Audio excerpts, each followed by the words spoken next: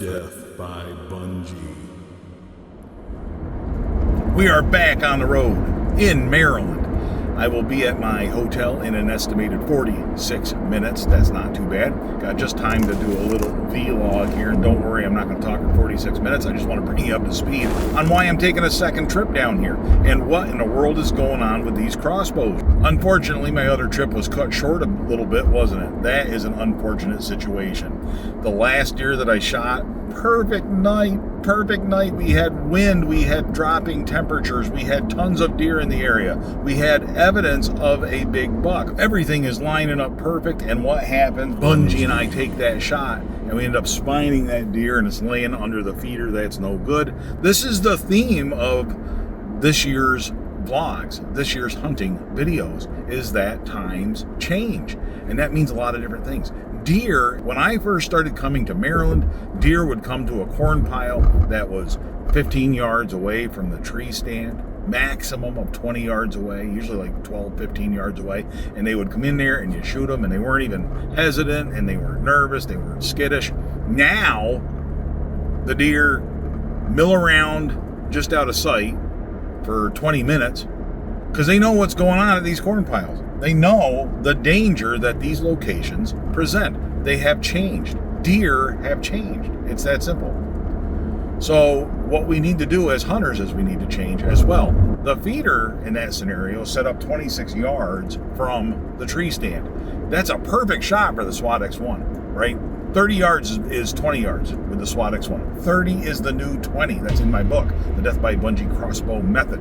When you're shooting around 400 feet per second with a modern crossbow, a 30-yard shot is what we used to do 15 years ago when I started hunting with Bunjie, with the OB. That was a 20-yard shot. 20-yard shots were perfection. Now 30 is perfection. The deer prefer 30, so we have to prefer 30. That's just how it works.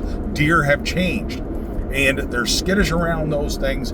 They pick up on more movement. They're more alert. So being 30 yards away gives you a greater reason to believe that they won't see you. You can get away with maybe with a little bit more movement. You still got to be careful, but you're 30 yards away. That's better than 20. My scent, right?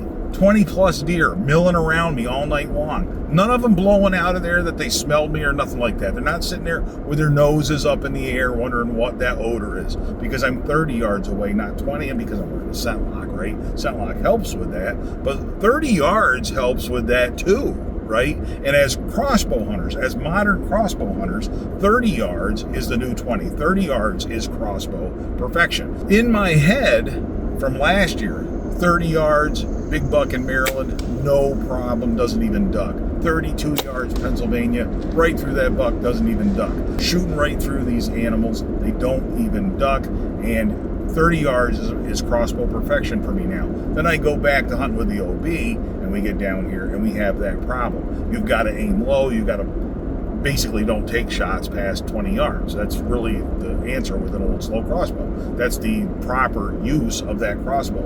And I have now made the decision that going forward, I will not hunt with anything less than the SWAT X1, right?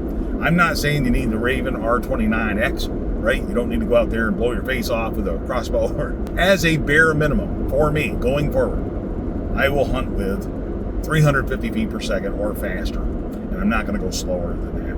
I might play around with heavier arrows depending on the anticipated shot. Like if you're hunting bears at 15 yards, that might be different, but the reality is I am hunting with more modern equipment going forward. There's modern versus ultra modern. The jury is still out on whether I hunt with the Raven R29X. That is 450 feet per second. That's the high end of modern, but really the more I look at it, the more I played with that, and the more thought that I have given that, I do consider that still to be ultra modern. It's kind of the bottom of the ultra modern level, if that makes any sense. And we'll be doing a video on the Raven R29X soon. Once I get that back in my hands, we will figure out what its future is in Death by Bunjie, but we will also do more videos about that crossbow. So there's more coming on the Raven stuff. I'm more than happy to just go down to Maryland and shoot 2 does. I'm very proud of the fact that Bunjie and I got that done. I am big on shooting does. You know that 100%. I think it is your obligation as a crossbow hunter, especially if you are new,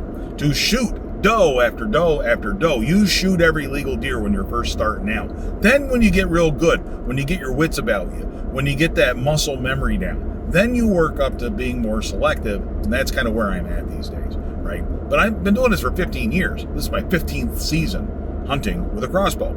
And during that time, I've evolved a lot, right? We should all evolve. We should continue to evolve. 15 years from now, if I'm still blessed to be able to hunt with a crossbow, it will be a totally different experience. Death by Bunjie will look nothing like what it looks like now. It's just the nature of the beast. I don't like to shoot deer when there's a lot of witnesses around, and by that I mean other deer that you are going to alert as to your presence. It's best to shoot a lonesome doe, the first one that shows up, if you can. And I don't care one doe versus another doe, a mature doe versus a yearling doe. I don't care.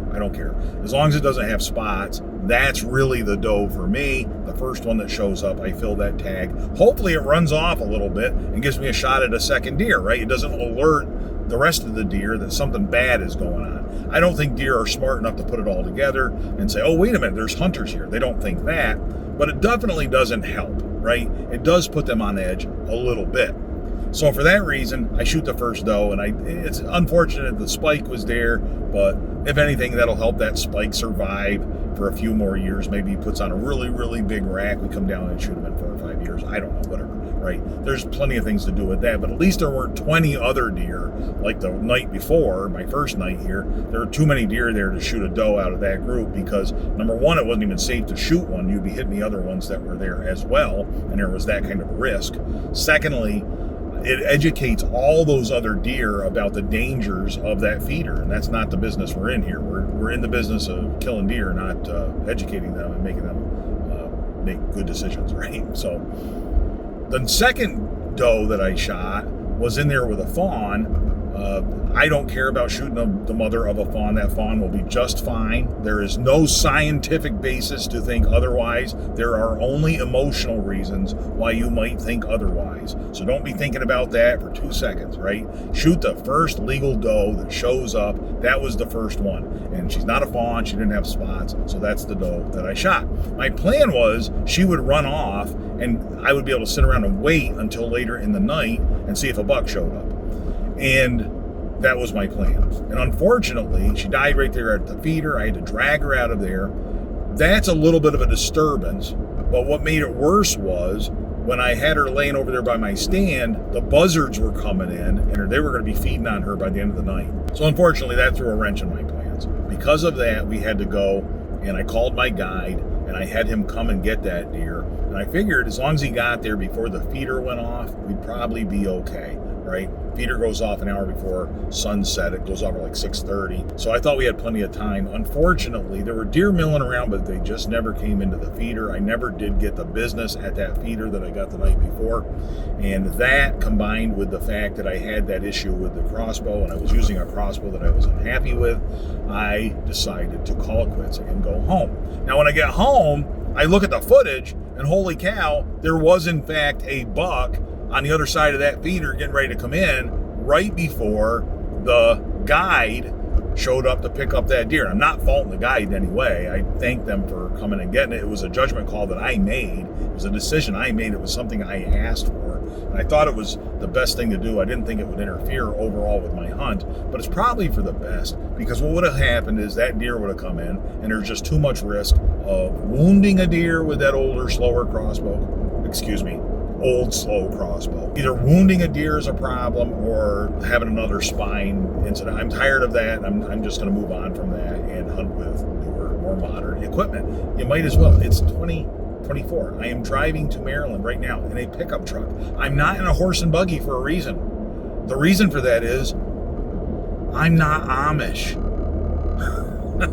Are you Amish? Are you hunting with a crossbow from 2010? Then you're Amish, right? You are an Amish crossbow hunter.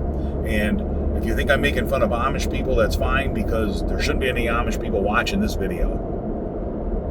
I am committed now to hunting with more modern equipment. It doesn't mean it has to be ultra modern stuff, but it just has to be modern. And this is something that 4 years ago I decided, and now here I am after 4 years of tough lessons, going back and forth trying to find the right crossbow. You already know why I'm not down here with the Raven, because that's in the shop, because I insisted on not following the manufacturer's instructions and insisted upon shooting arrows that they said not to shoot. That is not Raven's fault. It is not the fault of Burnt Coyote Luminant Company. I love those guys, love them to death, and it is not their fault. It is not anybody's fault except for Rich Wilson's. It is my fault. And I said that in the video, and it's 100% true. And I kind of knew it was going to happen, and I did it anyway. But I'm glad I'm not hurt, right? But it's just how I am. I want what I want, and that's just how it is. My go-to crossbow, the SWAT X1, how come that is not here? How come that is not here? Well, what happened was, as you know, that Raven is very loud, and it is a different shooting experience. Let's be nice and put it that way. Shooting a Raven is a different shooting experience, right? You know how Raven's ads are meet your next rifle, right? I don't think they're talking about shooting long distance anymore. I think they're talking about the overall volume of that crossbow. It's made my ear ring a little bit, right? So that, I got into a little bit of flinching and stuff like that. And it was a little nerve-wracking the few times that I actually got to shoot that crossbow in the backyard. And then I had the string blow off it, right, with that arrow incident. And it really made me a little nervous, I guess, for lack of a better word. And I found myself shooting the SWAT in the backyard, and there was something going on with my trigger. Maybe it's just in my head, but because I wasn't comfortable with the way that trigger was operating, set that crossbow aside. Gonna have to have somebody look at it. But Rich, you still got a Scorpion. You got a Scorpion Deathstalker 420, don't you? The slick black Cadillac. Woohoo! Why don't you just put the slick black Cadillac in the truck, take that to Maryland instead of the OB, right? I've taken the slick black Cadillac to Maryland in the past. We've shot deer with the slick black Cadillac in Maryland in the past and had great success. And it would work perfectly at 26 yards. Not a problem at all. And the reason I did that is after I had that issue with the SWAT X1, I got a little uncomfortable with that. I got the Scorpion out, took it out in the backyard. Now the Scorpion, previous videos, as you know, I spine aligned my dragon claws. Ooh, the dragon claws from Wyvern Creations. Spine aligned to those arrows. There's a speed trap ahead. Good thing we're just moseying along here. Doesn't matter to me one bit. They can have all their speed traps if they want. So I spine aligned those dragon claw arrows, kind of knock-tuned them, and shooting them out of the Scorpion with the Scorpion factory nocks, the clip-on nocks, I had 1.5-inch groups at 40 yards. Beautiful, right? I'll take that any day of the week, especially for my shooting skill, my level of shooting skill, which is not all that great. I go out in the backyard, put the Luminox in there, first shot, second shot, they're 4 inches apart. I set it down and that's it. That crossbow is not going to shoot Burnt Coyote Luminox. It's not meant, it needs a snap-on knock. I've used Parker style knocks with it. I've used Luminox GTCs with it, and they are safe, I believe, to shoot out of that. But they're not clip-on knocks, and that crossbow is a little finicky, right? The slick black Cadillac is a little finicky, and it wants what it wants. Sound familiar? Well, it wants what it wants, and you're just going to have to use something that it wants. So that's on the shelf for right now, and I thought, well, to heck with it, I'll just take Bunjie and a pile of Luminox down to Maryland with my zombie slayers, and that's what we did, and it worked out great. Now, fast forward to today. What crossbow do you have in the back of the truck, Rich? It's not Bunjie. It's not a Raven. It's not the Enforcer. It's not the slick black Cadillac. What in the world is going on? You're going to find out in 5, 4, 3, 2,